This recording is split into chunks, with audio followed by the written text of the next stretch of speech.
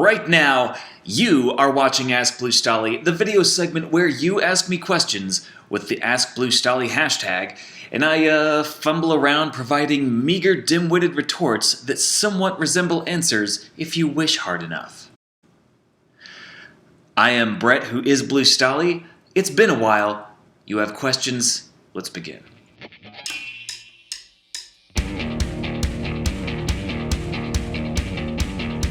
I don't have any podcast appearances coming up, though it was a blast to show up on places like DJ Force X / Crossing the Streams, Revelator Show, The Dope Show from 89X, and others.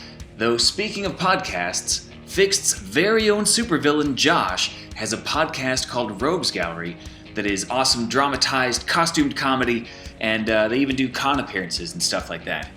As for song previews, you can catch glimpses of the things that I'm working on right now on Snapchat, Instagram, Facebook, Twitter, all the usual places. Looks kind of like this. And as for the mixes, my new version of that is updating the curated playlists on the Blue Stahli Spotify. Holy crap! Saying curated artist playlist just made me want to slap the hell out of myself. It sounded so pretentious. I'm gonna go shove myself in a locker.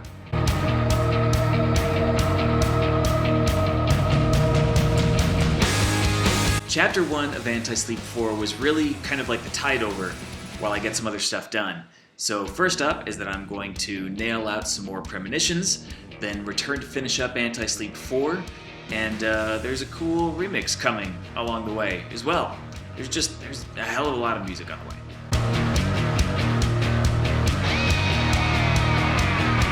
Absolutely, hell yes, but I can't give you a time frame just yet. Stay tuned on all these social media thingies, whether that's BK or YouTube or all the random EVP phenomenon I send through your television static.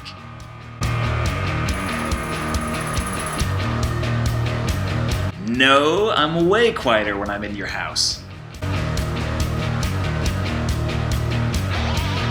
You never really stop learning, since I still feel like I have no clue what the hell I'm doing, but an awesome resource right now is that YouTube and blogs and forums are way more prevalent with tutorial info than I had when I was starting out. Though I still think the best way to find your way around that stuff is to test the limits of programs, try everything that may set it on fire or may sound cool, and you'll develop your own sound that way. As far as how long it takes me, it's different every time I make a song. Sometimes I finish a track in a few hours, and sometimes it's 3 months. Of course, as long as I can bring the baby.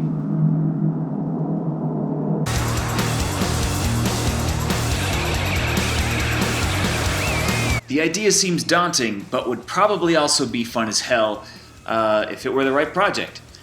And sweet holy merciful crap, yes, I would love to show up as an actor in rad weird stuff, as long as I can work it into my music schedule. And I had a lot of fun doing a short comedic cameo in Aladdin 3477.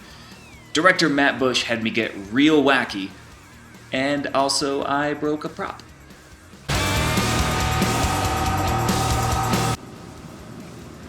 Not nearly enough. This is something that I feel can be applied to all walks of life, whether you're a student at university, going whitewater river rafting, or an elderly Zumba instructor. And that is, try your very hardest not to spontaneously combust. Because hey, someone's got to clean that up.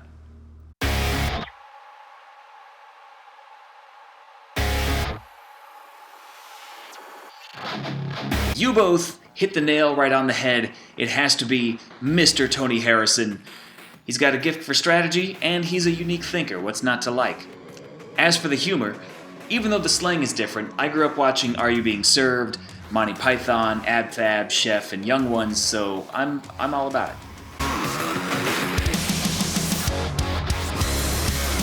Oh yeah.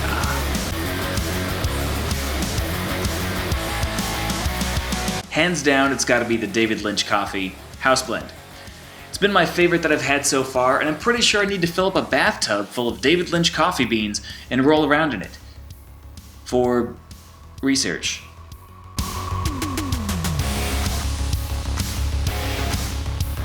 The only thing that may have changed up this time around was that the debut was a collection of songs where I was kind of finding out what the hell Blue Stahli could be, and on The Devil, there was already a basic conceptual theme with the title, and some songs found themselves fitting into it.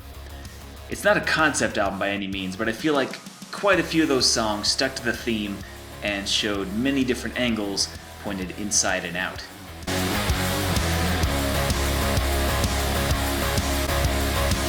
I'm a bear.